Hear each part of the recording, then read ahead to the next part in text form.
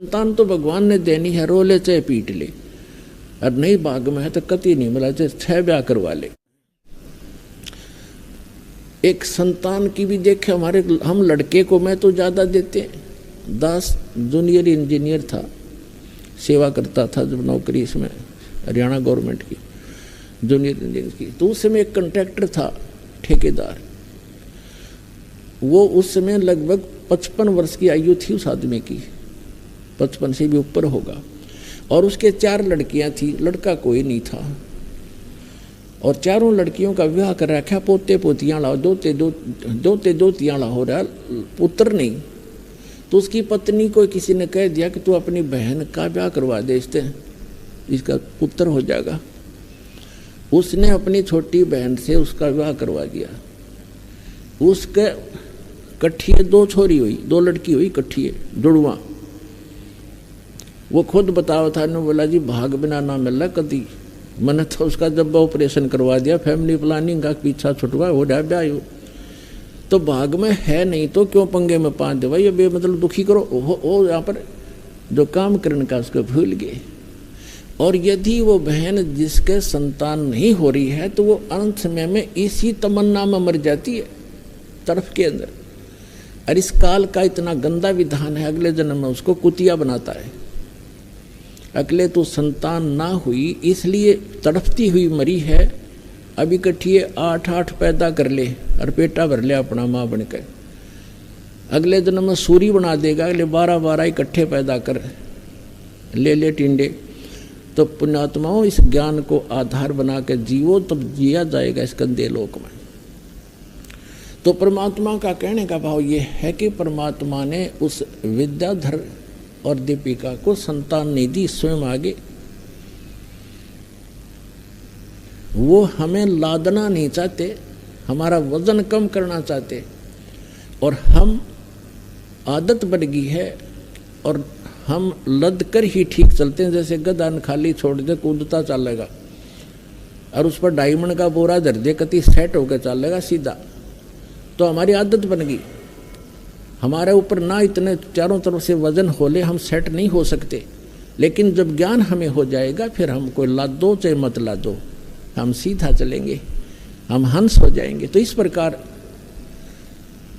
जो परमात्मा हमें बताना चाहते हैं, और यदि आपको संतान है, आपका संस्कार है, आपका कोई कर्जा है लेना देना, जैसे एक समय ये सुखदेव ऋषि थे, अब परमात्मा अपने सूक्ष्म वेद में हमें ज्ञान देते हैं। सुखदेव ने 84 भुगती बना पजावे खरवो, तेरी क्या बुनियाद प्राणी तू पेंडा पंथ पकड़वो। सुखदेव ने 84 भुगती बना पजावे खरवो।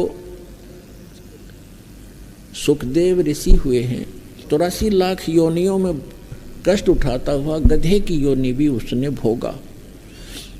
और गधा जो है, कुम्हार विशेषकर प्रयोग करते हैं गधों को, और पहले पुजावा लगाया करते जिसको किलन बोलते थे, पुजावे में ईंटें पकाया करते थे। तो गधा वहाँ ईंटों को नीचे से कच्ची ईंटें ले जाता और पुजावे के ऊपर 30-30, 20-20 फुट ऊंचा हो जाता था, वो राख वहीं रख देते थे उपलों की, उसके ऊपर ही लगा लेते थे कुम्हार, उस राख को इधर उधर नहीं ले जाते थे। तो 30-40 फुट ऊपर ले जाता, वहाँ से पक्की तुरंत लाद देते, उसके बोरे पर नीचे छोड़ कर जाता, कमर टूट जाती, और फिर आहार करने के लिए जंगल में जाता है वो गधा। तो परमात्मा कहते हैं सुखदेव ने 84 भुगती बना पजावे खर, खर माने गधा, बना पजावे खर वो, और तेरी क्या बुनियाद प्राणी तू पेंडा पंथ पकड़े वो। तेरी क्या औकात है भले आदमी, तू वो साधना पकड़, वो पेंडा माने मार्ग, वो साधना कर जिससे तेरा यु जन्म और मरण 84 लाख योनियों का झंझट छूट जा। जब सुखदेव ऋषि का जन्म हुआ, ये 12 वर्ष माँ के गर्भ में रहे, और माँ के गर्भ में 3 महीने के बाद बच्चे को, वैसे तो 2 महीने के बाद बच्चा गर्भ में बॉडी में प्रवेश होता है, उस 3 महीना का होने के बाद उसको अपनी सारी जानकारी चेतना होती है। मैं कौन था, कहाँ था, क्या क्या दुख मैंने भोगे, अब मेरा उद्देश्य क्या है, कितने अच्छे संस्कारों से मुझे मनुष्य जीवन मिला है।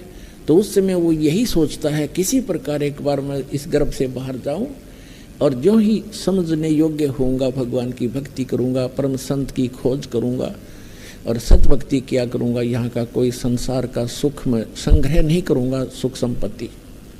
लेकिन बाहर आते ही ये तीनों गुण, रजगुण ब्रह्मा, सतगुण विष्णु, तमगुण शिव जी का जो प्रभाव है ये इसको अचेत कर देता है। कोई चेतना पूर्व जन्म की नहीं रहती, एक आध को रह जाती है, वो थोड़ी बहुत अधूरी सी होती है।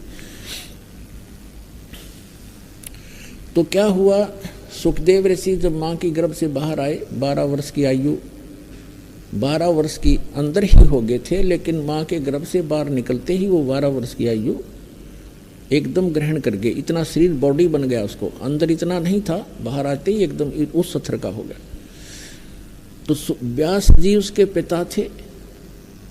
व्यास जी ने इंतजार किया था कि पुत्र होगा, क्योंकि वो ऋषि थे, उनको मालूम था कि गर्भ में पुत्र है। आशा लगा रखी थी, तो उठकर चल पड़ा। सुखदेव ऋषि माता पिता की ओर देखा भी नहीं।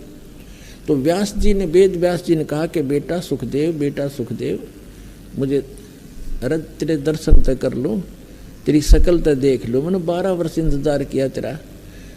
तो वो पीछे नहीं मुड़कर देखता है और चलते चलते कहता है कि ऋषि जी, ना जाने कितनी बार आप मेरे पिता बने हो और ना जाने कितनी बार मैं तेरा पिता बना हूँ।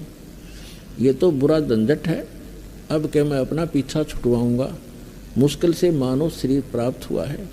तो वहाँ सुखदेव ऋषि ने कहा कि एक लेवा एक देवा दूतम और कोई किसी का पिता नहीं पूतम।